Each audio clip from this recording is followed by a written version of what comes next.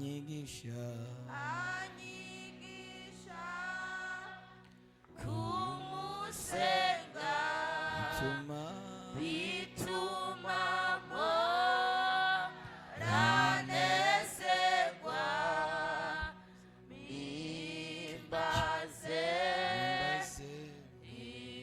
imbaze Yesu yanyogeshivyaha kera nari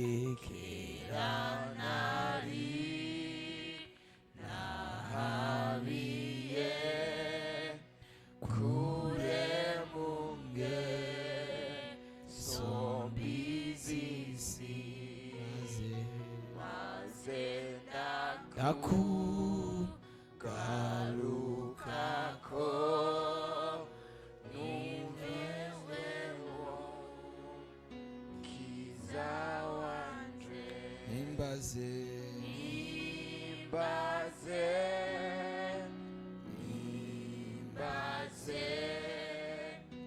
Yesu yanyogeshivyaha. some igice cya gatandatu umurongo wa mbere. Samweli wa kabiri igice cya gatandatu duhere ku murongo wa mbere.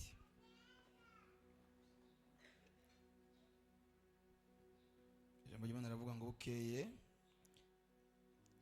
ajya kundanza amajambo aravuga ngo Dawidi azana isanduku y'Imana i Siyoni. Bukeye Dawidi yongera gukoranya ingabo zose zatoranijwe mu Bisirayeli bari 30,000. Dawidi ahagurukana nabo bantu bose bari kumwe nawe baja Ibayari Yuda gukura isanduku y'Imana yitirirwa rya zina ariryo zina ry'Uhoraho nyene ingabo yama ibyagiye kuba kerubi. Nuko bashira iyo sanduku y'Imana ku mukogote musha bayikura kwa Abinadabu y'abakuru uwo musozi. Uza na Ahiyo bene Abinadabu bayobora inka zikwega uyo mukogote musha. Uko niko bakuye iyo sanduku y'Imana kwa Abinadabu kuri uwo musozi, aho Ahiyo ariwe ayigiye imbere. Dawidi n'umuryango wose w'Abisirayeli bagenda biyereka biginagura bari imbere y'Uhoraho bavuza inanga n'amakembe n'udushako tw'ingoma n'imiduri n'ibyitwa amatowazi. Maze bashitse ku mbuga ya Nakoni, Uza atuma ukuboko ngo asame isanduku y'Imana kuko inka zari zitirimutse. Maze uburake bw'Uhoraho buziriringira Uza, aca mutsinda aho nyene. Amuhoye ico gicumuro agwa ngahi iruhande y'isanduku y'Uhoraho, iruhande y'isanduku y'Imana. Bibabaza Dawidi ko Uhoraho yahwikiye Uza. Aho hantu haca hitwa Peresi Uza kugeza na bugingo n'ubu. Uwo munsi Dawidi aterwa ubwoba n'Uhoraho, aravuga ati mbega isanduku y'Uhoraho byoshoboka kwizi wanje? Nuko iyo sanduku y'Uhoraho Dawidi ntiyakunda kuyijana iwe ku mugwa wiwe, ariko ayikibereza kwa Obedi-Edomu w'umunyegati. Imara amezi 3 mu nzu yiwe, kandi Uhoraho ahumugisha Obedi-Edomu nabo mu rugo rwiwe bose. Bukeye babarira umwami Dawidi batuhoraho yahaye umugisha urugo rwa Obedi-Edomu n'ibyo afise byose kubwa ya sanduku yiwe. Nuko Dawidi arahaguruka aja gukura iyo sanduku y'Imana kwa Obedi-Edomu, ayitahana ku mugwa wiwe anezerewe. Haleluya. Kandi uko byagenze nuko abarero isanduku y'Uhoraho batambuka intambuko 6 atanga gusubiremo.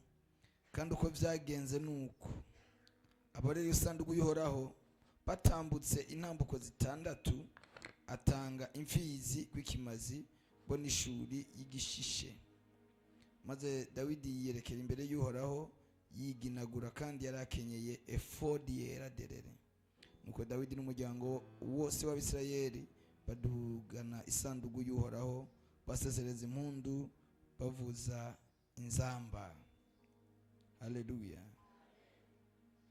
Niri jambo reka tugeze hano.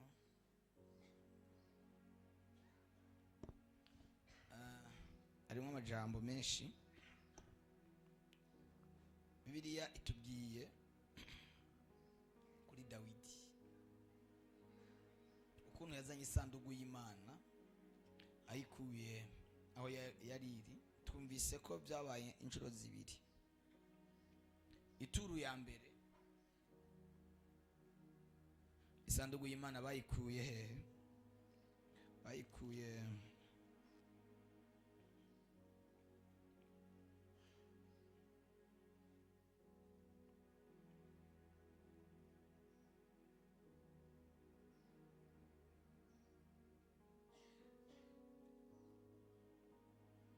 uko niko bakuye iyo sanduku y'Imana kwa Abinadabu kuri uwo musozi ahiyo ariwe ayigiye imbere. Ibwa mbere isanduku yari iri kwa Abinadabu, yari amaze igihe. Dawidi arabyitegereza aravuga ati isanduku y'Imana ikwiye kugaruka ikaza kumugwa, ikaza i Yerusalemu. Yesu ashimwe cyane. Ategura umunsi mukuru wo kuyizana, bategura abatambyi, bategura abantu bayiramaje imbere, abantu bayigiye imbere, bagenda barabyina, bagenda bavuza inanga, bagenda batanga ibitambo, barayizana. Bari mu nzira bariko baragenda, hari abahungu babiri bari bagiye inyuma y'inka zari ziko zirayikwega,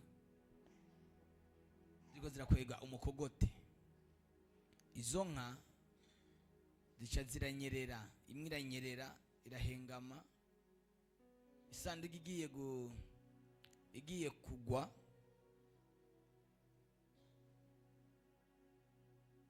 Umusore umwe aca arayisama.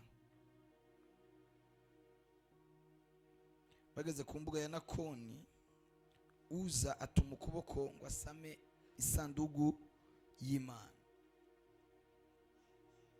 Atumye ukuboko ngo asame isanduku y'Imana, Imana itirira mwica. Dawidi abibonye aravuga ati isanduku ntiyoza iwanje. Iwanje hari amakosa menshi, iwanje hari amanyanga menshi, sinoyizanaho. Ahubwo mundabira umuntu twoyijana iwe, umuntu ataca tumariye, ataca amariye igihugu, adashikana amaturo, atari mu gisirikare, ataca amazi kugira ngo imwice.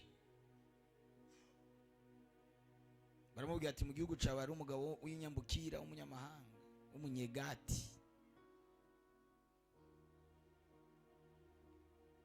Amen. Tuyijaniwe. Bahita bayijana, bayigejejeyo.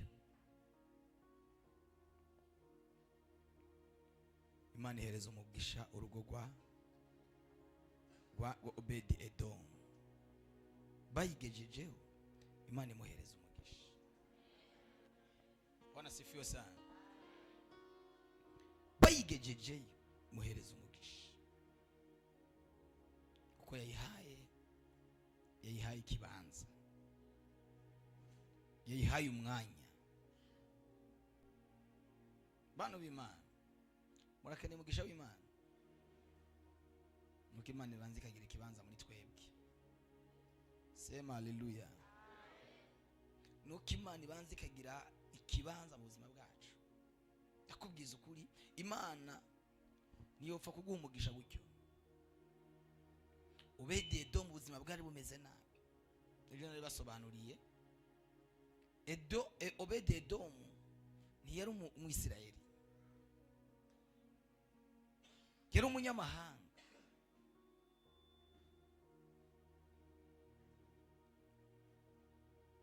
Ibanga ryo kuronka umugisha nuguhishura igisha abandi batahishuriwe. Sinze ko byumvikanye. Ibanga ryo kuronka umugisha w'Imana nukugira ishurirwa rirenze guhishurirwa kw'abandi. Sema amina. Ugakora ikirenze cy'abandi bakoze.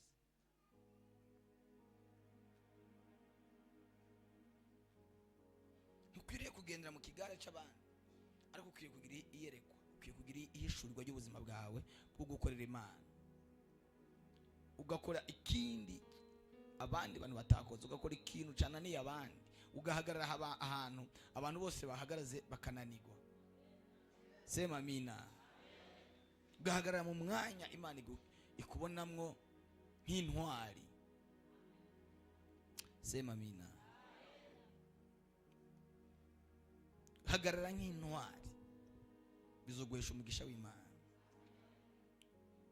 Ejo narabasobanuriye ukuntu Obedi-Edomu icyatumye Imana itamwica n'umugore we n'abana, ngo baravuganye n'amateka, muri bubibone muri Bibiliya, ariko n'amateka ni commentaire za Bibiliya, baciye bayishiraho barara, baravuga ati Imana, isanduku y'Imana. Iyo turavuga ngo Imana barayakiriye, ariko abantu rimwe na rimwe batabitawe, batabyumva. Imana kera muri Israeli bayibonera mu isanduku y'isezerano, bari ku musozi Sinayi, bamaze amezi make bavuye muri Egiputa. Imana yabwiye Mose gutegura isanduku. Haleluya. Iyo sanduku yarimo ibintu nka bingahe? Yarimo amategeko y'Imana, amabuye abiri yayandi Mose Imana yamuha, yarimo inkoni ya Aroni, ikabamwo manu. Kandi igitangaje cyari kuri iyo manu ni kimwe, izindi manu zose iyo bazegeranije bukeye mu gitondo basanga zaboze, ariko yo sanduku yaba muri yo sanduku, yo manu yaba mu isanduku y'isezerano ntiyigera ibora. Yabayemo imyaka mirongo. Iyo sanduku yari imeze nka frigo, ntiyigeze ibora. Haleluya. Mu buzima bwawe ukwiriye guhereza Imana ikibanza, ukwiriye guhereza Imana umutima wawe, birenze kuwuhereza umuntu. Abakundanye uzawumva abakiri muri fiançailles, ndaguhaye umutima wanje wose, aho kuwuha Yesu ukawuhereza umugabo wawe, ukawuhereza umugore wawe. Umugabo wawe yo guhinduka mu kanya gatonya, namaze ko ningene stoma ihinduka umuntu. Umugore yo guhinduka mu kanya sase, akongura muhaye umutima wawe, none usigaranye iki wewe? Uri kirohori ngo utariho sindiho, barabesha sha, ngo utariho sinoba, bayita mistari. Umuntu ahinduka. Haleluya. Umuntu ahinduka. Ndaguhaye umutima wanje wose, fata umutima wawe wose uwohereza Imana. Sema amina.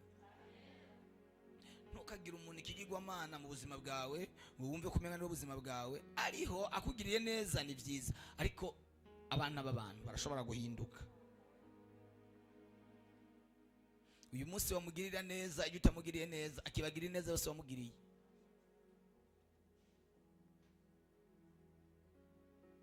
Hari umuntu umwe, siniyo ndamuvuga izina, iyo agize akakroshaje n'umuntu runaka, kandi n'umukozi w'Imana, mwari mujyane taramuzi, hagize akabazo agirana n'umuntu, ashaka kubwira utambutamwe kuvuga n'ubundi ngo ntacyo yari amaze, naho waramumariye ikintu, naho waramugiriye ngo n'ubundi ntacyo yari amaze, ngo ntacyo uwo muntu afise ikibazo kwe.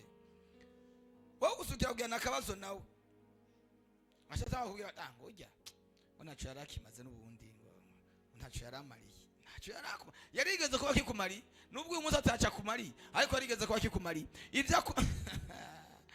Haleluya. Abana b'abantu niko bameze, baraba ibyo tubahereza uno munsi, baraba ibyo tubakorera uno munsi. Ndiyo ndakubwira ngo hereza umutima wawe Yesu, ubuzima bwawe buhereze Yesu 100%. Nayo abandi nta bagore bari ngaha bahemukiwe n'abagabo babo, nta bagabo bari ngaha bahemukiwe n'abagore babo, kandi mwari mukundanye nani neza cyane, mwarabwiranye amajambo yandi y'urukundo, mwarahezagiriwe ngaha mu rushengero, mukarahira ukavuga ati tuzotandukanywa n'urupfu, ariko mu gitondo kimwe akaguhinduka ukanuka. tibasa none uyu muntu ukuvuye he kagwa ati pum imbandura nuka kandi utanuka. Abana b'abantu barahinduka. Ni Yesu wenyene, ni Yesu wenyene, ni Yesu wenyene. Haleluya. Ni Yesu adahinduka wenyene. Abana b'abantu turahindagurika, turemanye guhindagurika. Cyo mvuga ngo Yesu muha umwanya wawe wose. Umere nka wa muntu umwe ngo yari umugenzi wa Yesu cyane, hanyuma abwira Yesu uti Yesu ndakwinginze ko wabaye inshuti yanje urumujama, wonyemerera ukaza kurara mu rugo. Fisi ikibazo gikomeye, Satani iminsi yose arantera, kandi kuba ntegwa na Satani uri mugenzi wanje ni gisebo, arankubita akamira nabi n'abana banje iminsi yose mwijoro. Ndakwinginze uhavuza kurari wanje. Acarahaza Yesu ambwira ati ndaza wewe sino kwankira. Acarahaza mu rugo, bamushyira mu cyumba c'abashitsi. Hageze saa 8 y'ijoro saa 7 Satani aragaruka kwa kundi arabakubita basiga bakubura uyoka. Bukeye mu gitondo abwira Yesu ariko Yesu wewe nakuraje hano kubera iki utantabaye Satani igihe yaza. Nabwo ati jewe aho naraye ntawo nabonye, icyumba naraye mu ntiyahageze, kumbe yaje iwanyu tini watwumvise. Je numva induru umugabo je aho negera naho nari ntiyigeze aza. Aramubwira ati basi ntaco kanda guhe n'icumba c'abana, uyu musi uze kurara mu bana. Uwo musi arara mu bana, Satani ntiyahageze, abana barasinziriye bikoma bukeye. Hanyuma umugabo yari yarakubitwa. Hanyuma abwira Yesu mu gitondo Yesu byagenze gute ne kutantabaye. Habwa ati ntiyaje aho twaraye. Ati baza abana ko hari uwo babonye. Ati nawe twabonye twaraye neza. Ati ntibigende gute. Basi ndaguhaye ino nzu yanje yose, uze kurara mu aho ushaka, icumba cyose ushaka akabashuza kuraramo, akiri imfunguzo zose z'ivyumba. Uyu munsi duhereze Yesu imfunguzo z'ivyumba by'imitima yacu. Haleluya. Hanyuma Satani aje asanga Yesu karatembera mu nzu, atembera mu vyumba, atembera muri saro, ahagaze ku muryango. Ni Yesu yagiye kugura ko niwe yari afite imfunguruzo. Agiye kugurura Satani ahita kanguka agwa igihumura. Yesu arabaza Satani ati we wanzerezewe nibiki bugiye? Aturumva nari ngiye kuri uriya muhana nibagiye nimero nazimiye sanze ndodo hatari yamukubise ikofa atarikira ku birometero. Avyumva kubera ko Yesu niwe yari guarda muramuzi. Guarda ni mu gipolitike n'umuzamu. Haleluya. Guarda iyo bavuga n'umwumvuri ujya upfuka umuntu bawita guarda shuva, ni kidukingira imvura. Bwana asifiwe sana. N'umuzamu, haje umwumvuri n'umuzamu. Yesu niwe muzamu.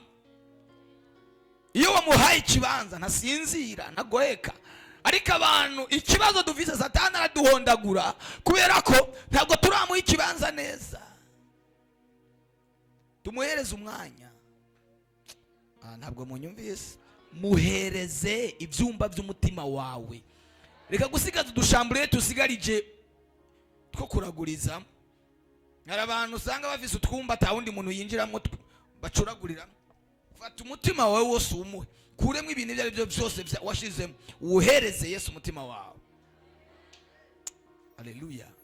Uhereze Yesu umutima wawe, ibintu bizogenda neza. Bibiliya ivuga ngo, baravuga ngo iyi sanduku tuyijane ku muntu atagira ikimazi. Bano b'Imana ukaba ukeneye ko Imana iteba mu byawe, nawe uteba mu byayo.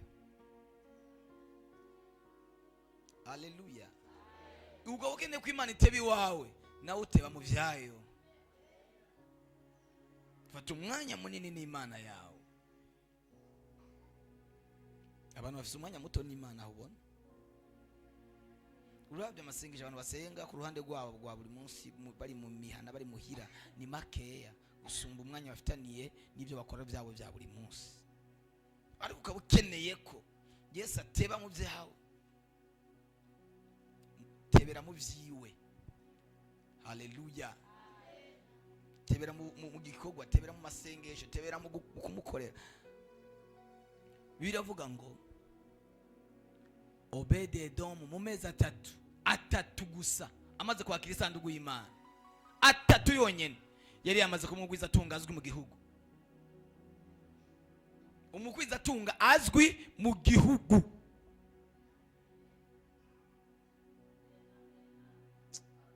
Wavuze amen, Imana iguhezagira cyane. Hari igihe umuntu yibaza ati none kuri iyi myaka yanje noba nkiba umukire? Ntibisaba imyaka, bisaba Imana gusa kwiba yahageze. None mu kwezi kumwe noba ntabawe kuvuga amezi, ijoro rimwe gusa bwoca ibintu byahindutse. Kubera iki? Guhereza Imana umwanya. Imana wayihaye ikibanza, Imana wayihaye ubwugamo, Imana wayihaye ubuturo, Imana wayubakiye igicaniro, bayice bayubakira igicaniro mu nzu yabo. Haleluya.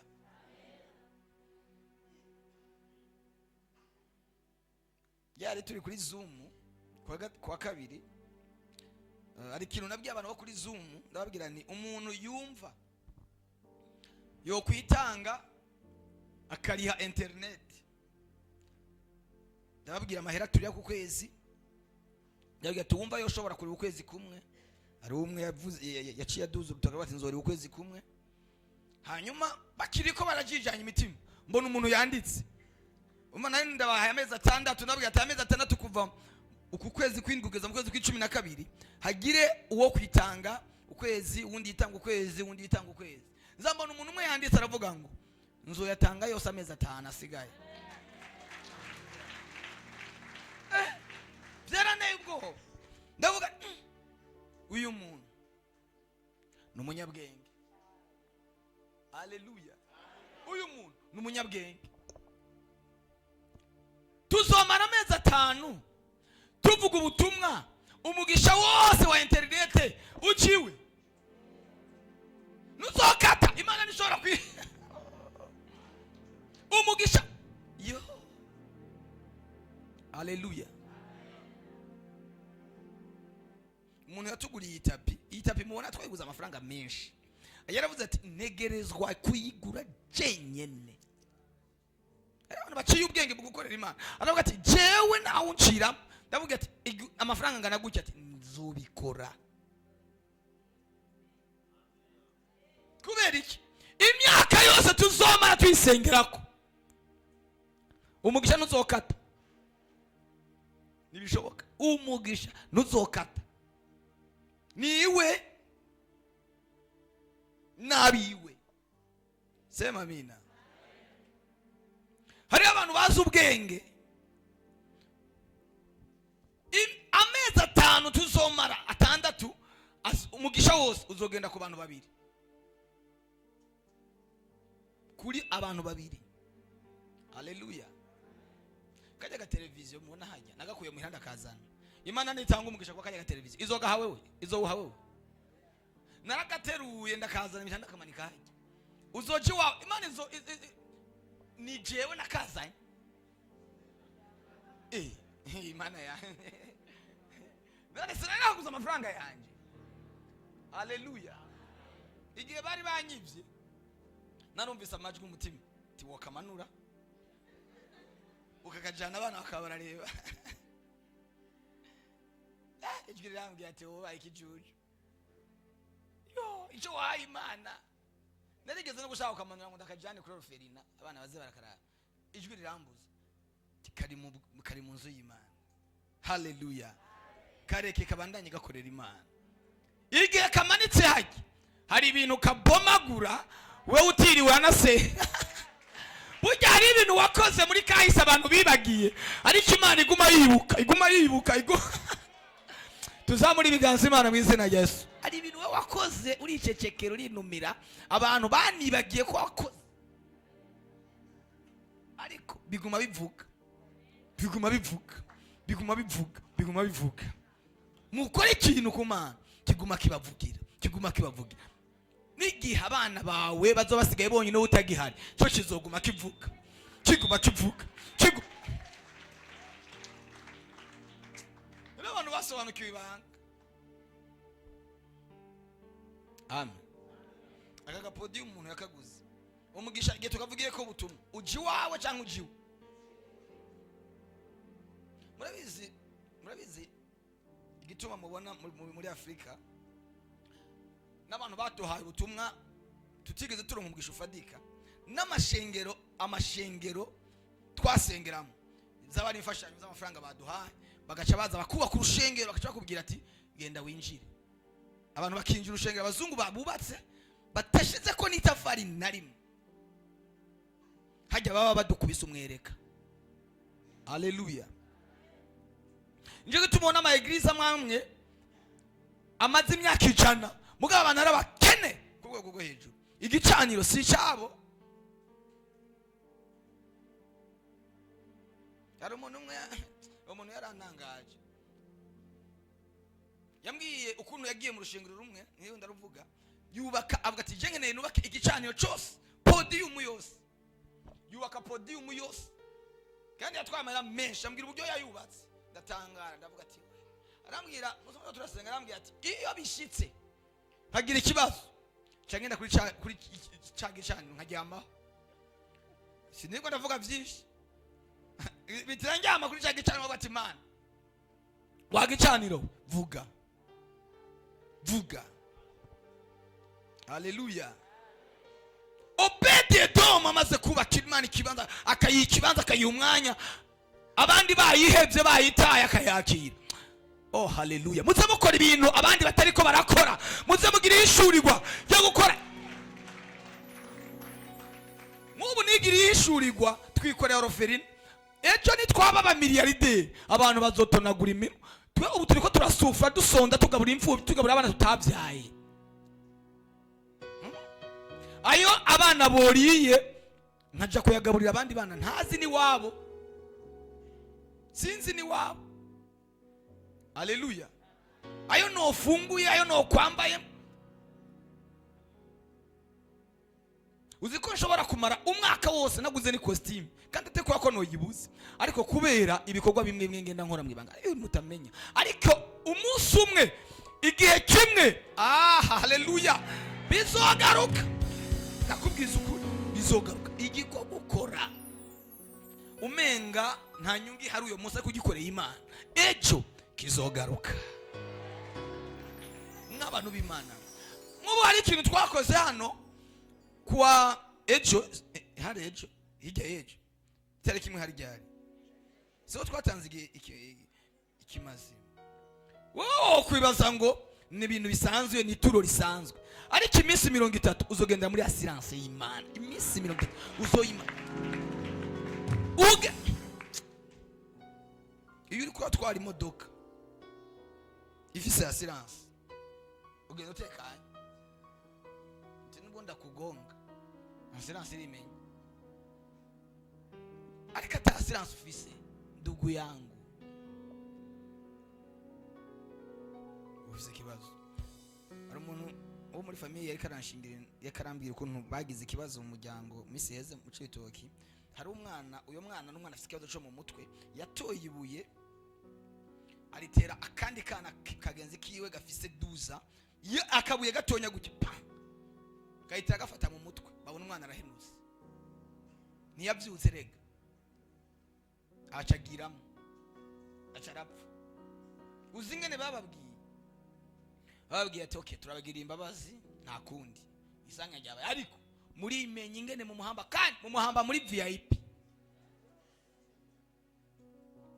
kubera ki nta assurance uyo yamuteye uyize iyaza kuba afise assurance ari guca yime bagati ni base twereka ibipapuro byerekana ko afise ikibazo cyo mu mutwe nta kintu kimwe bafise bagati muri imenya umuvyimba nguyo gukorera Imana biduha assurance. Haleluya. Biduha Mana we bituma tugira assurance muri Kristo Yesu, bituma dukingirwa. Ibyo wakoreye Imana byose n'urukingo ku buzima bwawe. Nubwo umengaheze imyaka myinshi ntabwo urabona umusaruro wabyo. Umusaruro wabyo ugiye kuza. Umusaruro wabyo ugiye kuza. Tuvuge amina. Sema haleluya. Nimukagendere mu kigare cy'abandi. Kora ikintu abandi badashobora no gutahura. Za mfubyi wambika, b'abapfakazi wambika, b'abakene wagaburira. Bijya bintu byaranditswe ahantu umunsi umwe. Uziko bishobora kuba aribyo bitumye unakiriho. Kandi muri mwe bwari nk'abantu baba barapfuye kera, ariko ibikorwa bakoze bikavuga ati no, uyu si uwo gupfa, uyu si uwo gupfa, warupfuye, hagarara.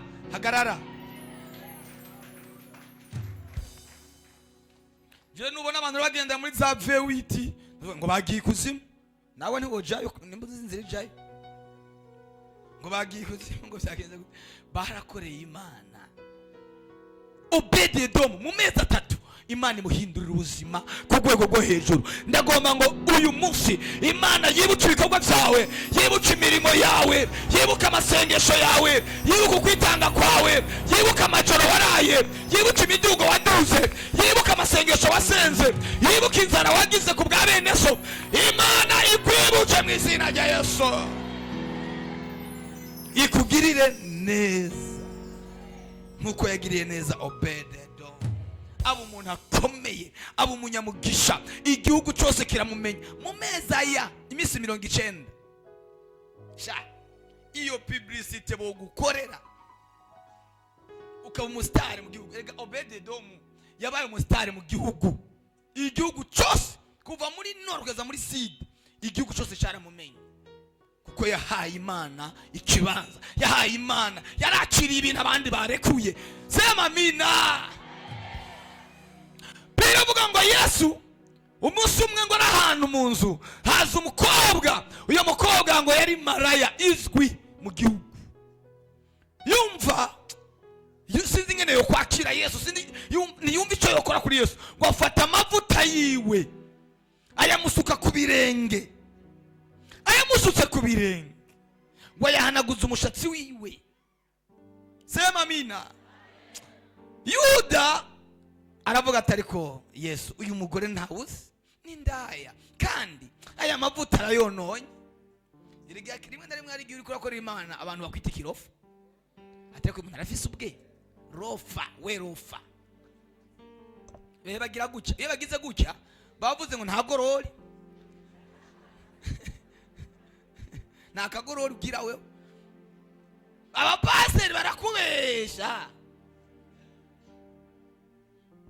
Nasoni hari igihe kimwe bizasobanura abana b'Imana tugahagarara twemye. Hora ceceka wihorere, ndumva gore rakumuhoza Yesu, ndumva imirindi nshuti ihangane aje kukuruhura. Abana b'Imana tubikiwe ibanga, hari uruhisho duhishiwe mu ijuru. Uko tuzaza nikurahishurwa, ari nacyo gituma ab'isi batatuzi bakatwitiranya, kuko dusangira ibishimbo bakatwitiranya, kuko dusangira ibyago bakabigira kenshi, baturusha n'ubutunzi bakagenda mu modo. Utagira n'igare imbwa ze zigahaga, wewe ingabo imanitse ariko hora ibyacu zaho bikira. Hari igihe kimwe bizasobanura rwose abana b'Imana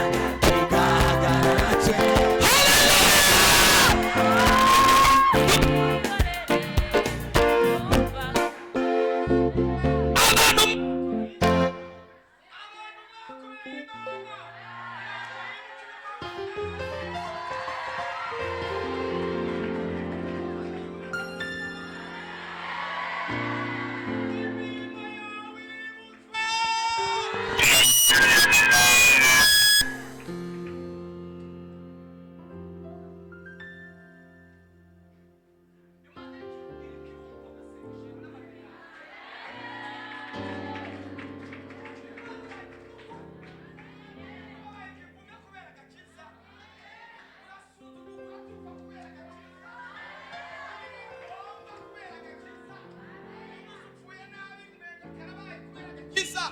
Imana irimanukiye muri iki gitondo kugira ngo yibuke imirimo. Sema amina, sema amina. Harimo abantu ngaha, harimo abakobwa n'abamama n'abapapa n'abasore Imana igiye gushumbusha kubw'agakiza, kubw'inzira z'agakiza. Nukuri kw'Imana, nukuri Imana iraje kugusobanura. Ndagutangara igitangaro, Imana iraje kugusobanura kuko nawe niwe Imana maje. Urabyumvise neza? Imana iraje gusobanura, Imana iraje isobanura ibintu, Imana iraje ibaranye ibintu, Imana iraje kugirira neza, ikubahishirize mu kijya gisagara nyene bagusuzuguriyemo kubera ko wahaye Imana icyubahiro. Imana ikubahishirize mwari rya koraniro, mwabajya abantu kwa rijya barabara. Hora ceceka wihorere, tumva gore nakumuhoza Yesu, tumva imirindi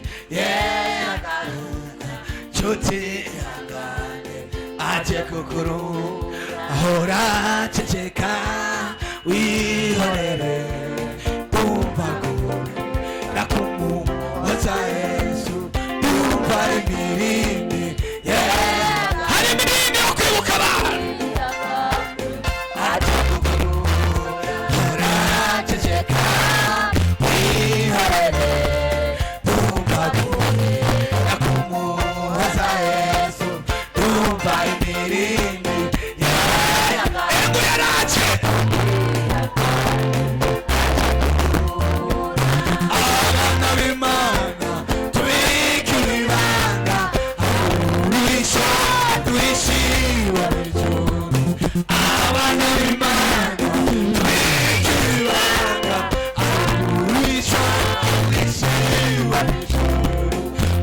Tuzaza ikura ishuba ari nacyo gituma abisi batatuzi akagera iba mu mirima twese rimwe na rimwe ndetse bakatusha kwezi bakatikiranye uko dusangira imishimo bakatikiranye uko dusangira ibyago bakabigira kenshi baturusha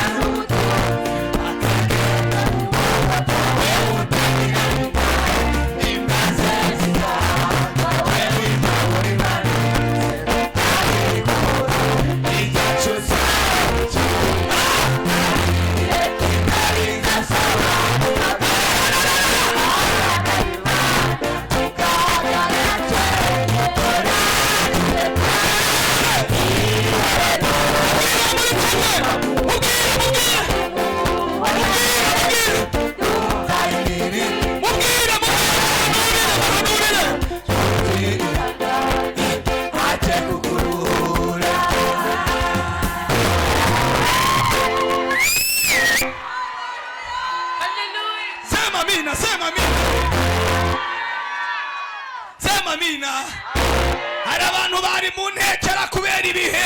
Imana irabatekuruye, Imana irabatekuruye, Imana irabatekuruye, Imana irabakuye muri ibyo bintu. Uraceceka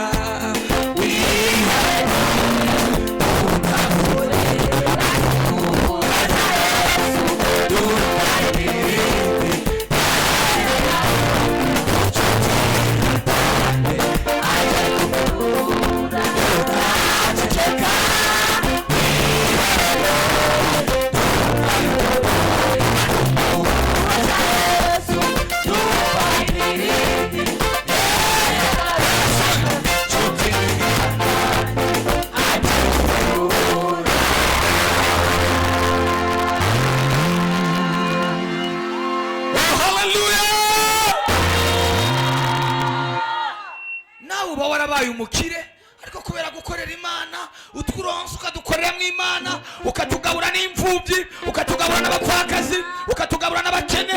Mu rushengero wabaye amaboko. Imana nayo irimanukiye kugira ngo isobanure ubuzima bwawe. Oh.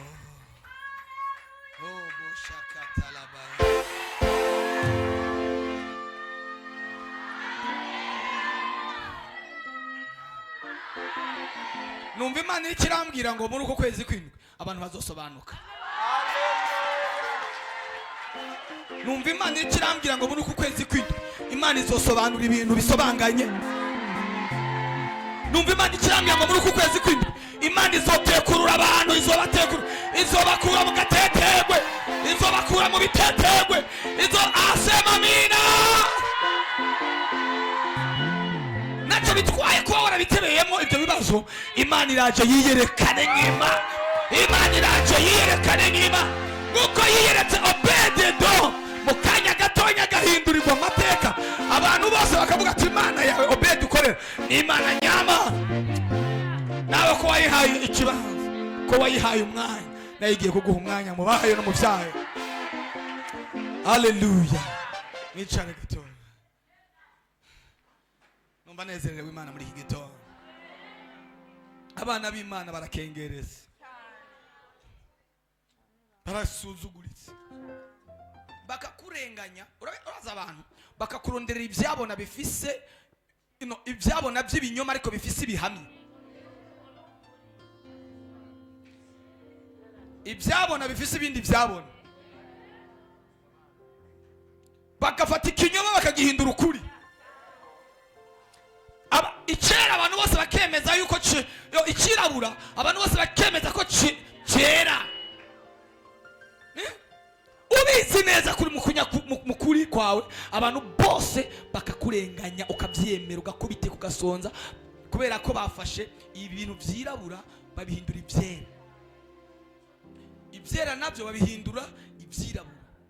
Barakurenganya neza, amategeko arasinywa, kurenganijwe no kutsinzwe kandi wari gutsinda.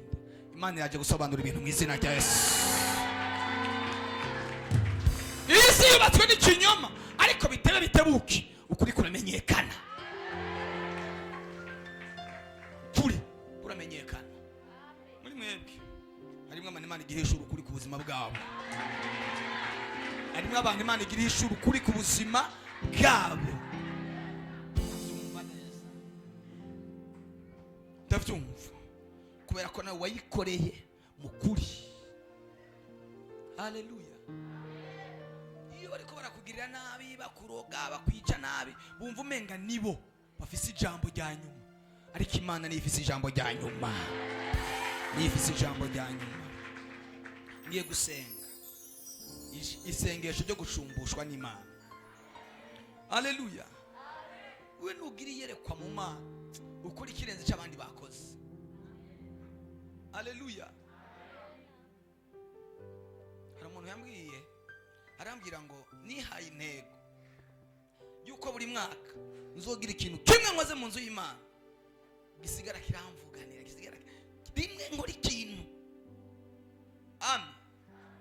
Nubaka igicaniro cyanjye rimwe basi mu kwezi, hejuru y'ivyo nakoze mu bandi, ngira ikintu nkoze rimwe mu mwaka. Nirindi yerekwa naryo rikomeye. Amen. Haleluya. Imana iguhe kuyihishurirwa birenze kuyigishwa, kuko urashobora kuyigishwa ariko ukayifata mu majambo gusa, ariko uyihishurirwe. Petero cyatumye abambwa bakamucurika, yarababwiye ati jewe ahubwo munyarukirize, ntimumbambe nk'uko mwabambye umwami wanjye. Ncurika ngo baramufata bamubamba acuritse, bafata ifuru bacana umuriro hasi, bamushyira ko hejuru, bamucurika hejuru y'umuriro, arashonga kujya kwibuji.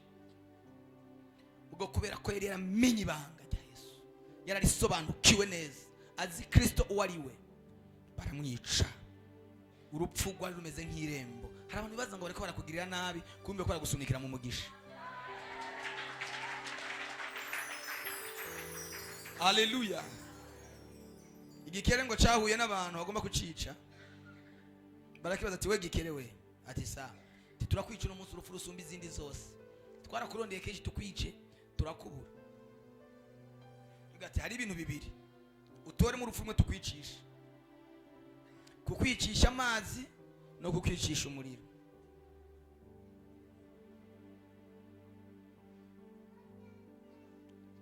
Igikere kirababwira ati nimunterere mu muriro. ati noca mpfa n'ingoga munterere mu muriro baravuga toya urupfu yahisemo ntigwica ntigwo mubabaza reka tumuterere mu mazi atatubwiye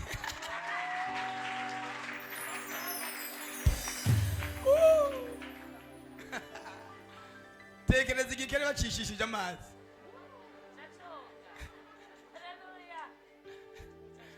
yo hari abantu bazi ngo bagutereye mu byo kukwica kumbe ni inzira yo kugukiza atoya kirarira amusoza arakoroka ati nimune mu muriro basha nimune mu muriro ko munaye mu mazi muzoba munyishe ati n'umundi dushaka kukwica n'ingoga reka tuguterere mu mazi bagitereye mu mazi cyacuze umwibi bibaza ngo amazi arakinize babona kiburukiye ku metero nka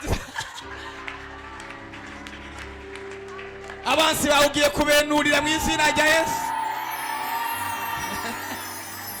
zamura ibiganza Imana mu izina rya Yesu bazi ngo bakwishe bazi ngo bakurangije kumbe bagusunikiye Imana iri Imana desise imigambi y'abantu itandukanye n'imigambi y'Imana muri mwe bwarimwe abantu baruhijwe n'abantu ariko bareke ibyo Imana igiye gukora ibyo bigiye kugusobanura ntiwisobanure ndakubujije reka kwisobanura muri byinshi none ko bafise ikinyoma bapanze bakagihindura ukuri kandi bagategwa n'ibyabona by'ibinyoma bimeze nk'ibinyakuri nta ruvugira ufise ariko humura muri uku kwezi kw'indwi Imana izokuvuganira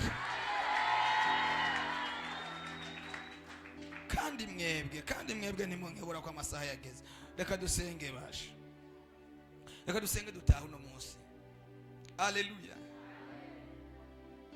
umunsi yo ntazanire kuba muhombye yo ntazanire umunsi kuba muhombye haleluya haleluya bigiye gusobanuka bigiye kumenyekana bigiye kuja habona vuga haleluya sema haleluya bigiye gusobanuka wa mugore we uri ngaha wa mudamu we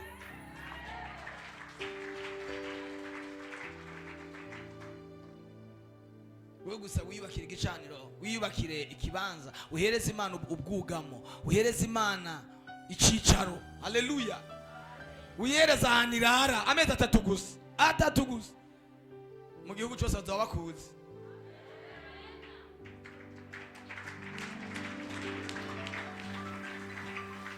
hano mu Burundi uwitwa Siyoni muramuzi ninde atazi Siyoni ataramwumva basa ataramwumva Siyoni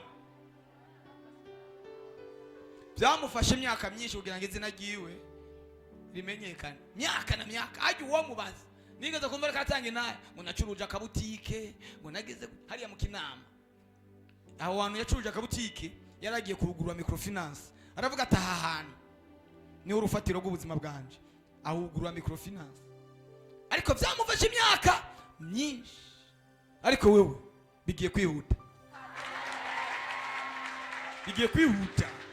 ibyo abandi bafashe imyaka 10-20 wogiye kubifata mu mezi kwizera gusa birashoboka reka dukorera Imana hanyuma nce dusenga ariko ndumva uku kwezi kw'indwi Imana yambwiye ngo kuno kwezi kw'indwi intego yako iravuga ngo isaha yashitse urushinge neza guhagaze ku giharuro isaha yagize gute yageze sema mina isaha yageze regari umuntu isaha yiwe yageze uno munsi nyene isaha yawe yageze oh amen ivuze bakeya uyu munsi nyene isaha yawe yageze reka twitegure gukorera Imana sinzi ko ari abakeneye ibahasha hari ukeneye envelope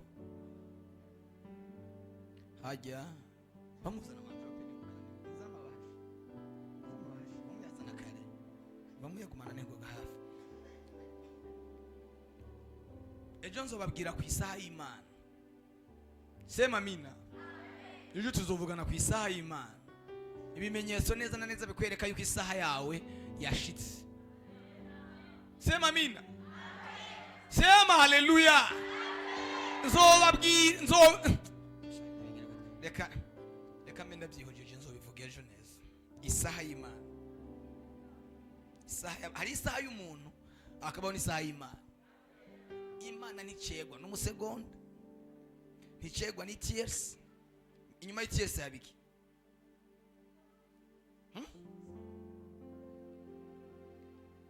haleluya.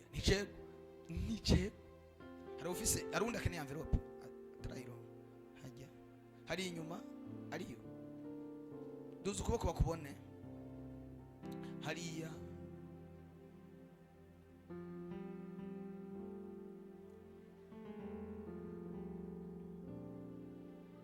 Ejo tuzohanurira igihe gihanurira igihe nacyo kibwira ibihe.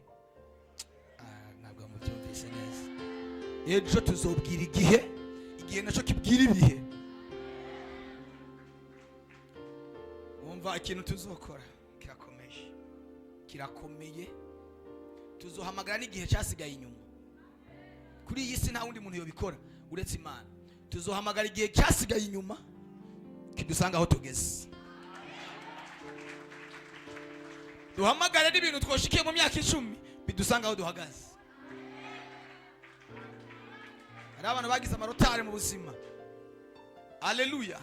Tuzohamagara igihe kize. Duhamagara kiri inyuma kize, duhamagara n'ikiri imbere kize. Nejo kuwa gatanu. Imana ibahe umugisha. Fata iryo shikanwa dusenge. Haguruka urifate mu biganza. Hari igihe kimwe bizasobanurwa abana b'Imana tugahagarara twemye. Hora ceceka wihore ndumva gore rakumuhoza Yesu. Ndumva imirindi agaruka nshuti ihangane aje kukuru. Reka dusenge. Hagarara wowe ufite ishikanwa, ufite ikigira 10, ufite ishimwe mu mutima wawe cyo ugomba guha Imana. Muri mwebwe harimo abantu bari bipfuza gushima Imana ariko umwanya nabonye utatworoheye. Ejo umwanya muzowuhabwa mushimira Imana, kandi nuno munsi Imana iraza kubaha intahe, iraza kuzibaha. Ntitwasenge abagwaye ntwagizike ariko ijambo naryo ryari rigeze gute rikenewe. Mana ndasenge abana bawe ubahezagire, ubahe umugisha, ubahe ibifadika, ubahe ibigaragara, ubagirire neza mu izina rya Yesu. Amen.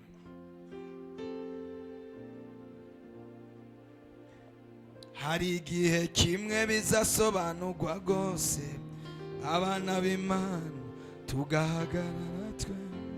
Hora ceceka wihore isaha yawe yageze.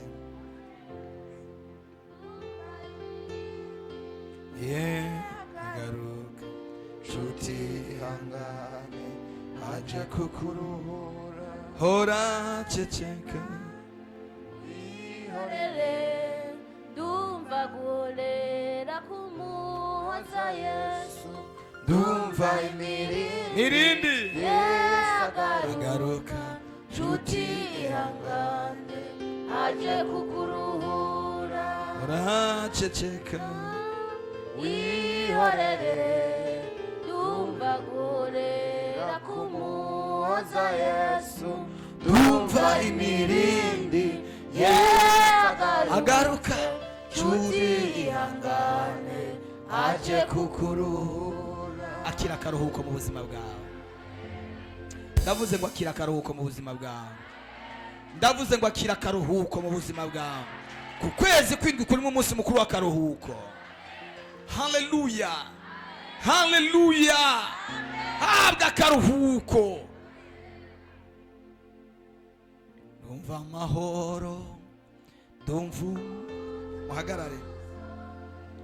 Manuri ibihe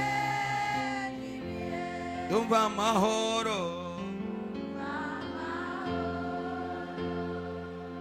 ndumva umutuzo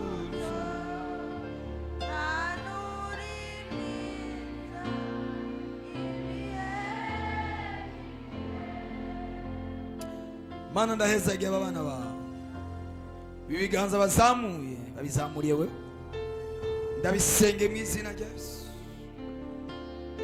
nibyakira umugisha nibyakira umuhezagiro nibyakire kugubwa neza nibyakire kugirirwa neza Mana ubahezagire Mana ubahereze ibifadika nibigaragara ibyari biri inyuma bikwegwe ibyari biri imbere bikwegwe ibyari iburyo bikwegwe ibyari ibumoso bikwegwe uzobukoze Mana urakoze ndagushimiye kubikoze mu izina rya Yesu amen.